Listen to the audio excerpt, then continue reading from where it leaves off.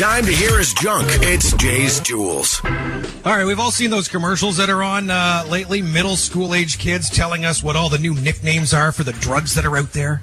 Juicy, which I think is marijuana mixed with cocaine. Juicy? Yeah, Camp's nodding his head. That's what that one is. Yeah. So there's something else we need to teach our children about now. It's the latest menace hitting the schoolyards. Maybe you've tried it yourself.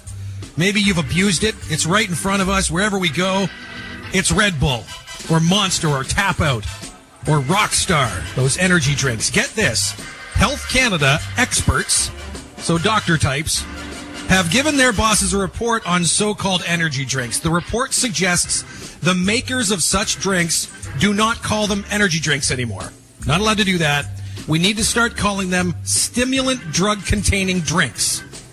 And if you want a can, you need a prescription from your doctor, and a pharmacist has to dole it out. Ladies and gentlemen, we live in a weird country here, don't we? And I'm not kidding. This is from Health Canada. They want Red Bull and all the other energy drinks out of convenience store coolers and behind the counter at Shoppers Drug Mart.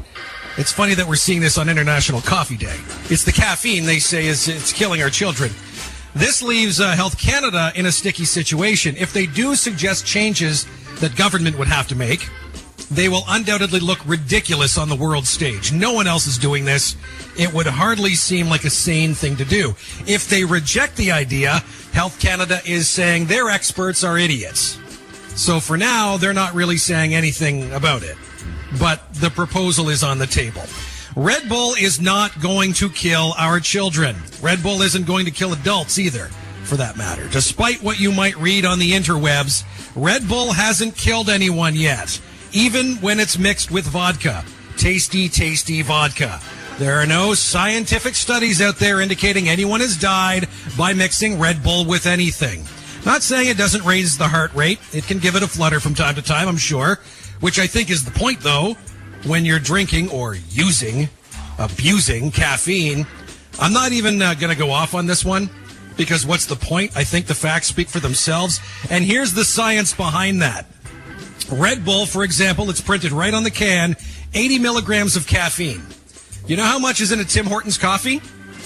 200 milligrams of caffeine. More than twice as much coffee in a Tim's extra large than there is in a can of Red Bull. So this is like attack the new guy on the block here. Absolutely. Yeah. There's 90 milligrams in a small Tim Hortons ice cap. Again, more than Red Bull. It's like when marijuana came along and there's already booze, so there's no room for marijuana. That's essentially what it is. Health Canada wants us to have a pharmacist dispense a can of Red Bull, but it's perfectly okay for you to make a Timmy's run 2, 3, 4 times a day. Time to get a new panel of experts, Health Canada, a group that can go ahead and waste time and money on silly studies, but be smart enough to shred the report before anyone sees it.